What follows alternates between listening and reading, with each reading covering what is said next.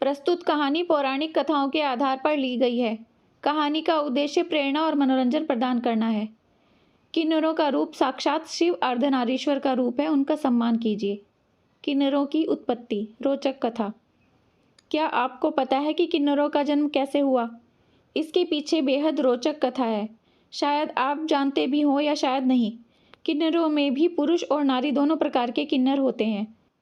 पूर्व युग में करदम नाम के एक राजा हुआ करते थे।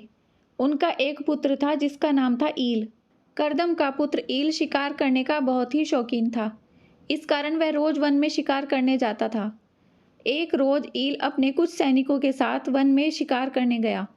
इस दिन उसने बहुत शिकार किया, फिर भी शिकार करने से उसका मन नहीं भरा और अधिक शिकार करने की इच्छा लिए वो अपने सैनिकों के साथ उस पर्वत पर पहुंच गया जहां भगवान शिव अपनी पत्नी पार्वती के साथ विहार कर रहे थे। विहार करते करते अचानक भगवान शिव ने माता पार्वती को खुश करने के लिए नारी रूप धारण कर लिया। शिव जी द्वारा नारी रूप धारण करते ही ऐसा हुआ कि वहां जितने भी नर जीव जंतु जानवर आदि थे सभी स्त्री रूप में परिवर्तित हो गए। देखते देखते राजा ईल और उनके सैनिक भी स्त्री बन गए। खुद को स्त्री रूप में देखकर ईल और उसके सैनिक आश्चर्यचकित रह गए। ईल ने परेशान होकर भगवान शिव के चरण पकड़ लिए। भगवान शिव ने कहा कि तुम्हें जो चाहिए मुझसे मांग लो, लेकिन फिर से पुरुष रूप मांगने का वरदान मत मांगना। कोई उपाय न देखकर राजा ईल माता पार्वती की शरण में गए।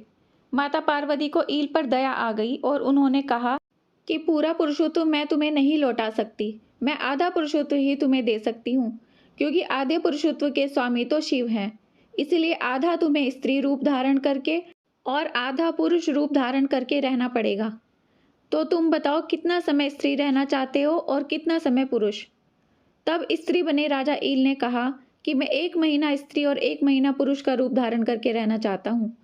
पार्वती माँ ने कहा तथास्तु, लेकिन यह भी कहा जब तुम पुरुष रूप में रहोगे तो तुम्हें स्त्री जीवन का कुछ भी याद नहीं रहेगा, और जब तुम स्त्री रूप में रहोगे तो पुरुष जीवन का कुछ भी याद नहीं रहेगा। इस तरह राजा ईल 1 महीना पुरुष और 1 महीना स्त्री के रूप में रहने लगे, किंतु उनकी सेना स्त्री रूप में ही रह गई। ऐसा कहा जाता है कि एक बार राजा ईल स्त्री स्वरूप में अपनी स्त्री सेना के साथ विचरण करते हुए चंद्रमा के पुत्र महात्मा बुद्ध के आश्रम में पहुंच गए। तब महात्मा बुद्ध ने उन स्त्री रूपी सैनिकों से कहा, तुम सब किन्नर पुरुषी इसी पर्वत पर अपना निवास स्थान बना लो, और उन्होंने यह भी कहा कि तुम सभी स्त्रियां आगे चलकर किम पुरुषी पतियों को प्राप्त कर लोगी। उसके बाद स्त्री रूपी सैनिक उस पर्वत पर रहने लगे। ऐसा माना जाता है तभी से किन्नरों का जन्म हुआ। एक किन्नर में स्त्री और पुरुष दोनों की ही शक्तियां विद्यमान रहती हैं, इसलिए इन्हें अर्धनारीश्वर भी कहते हैं।